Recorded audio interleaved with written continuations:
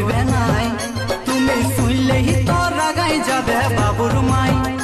আগে প্রমিস করো কোনো কিছু করবে নাই।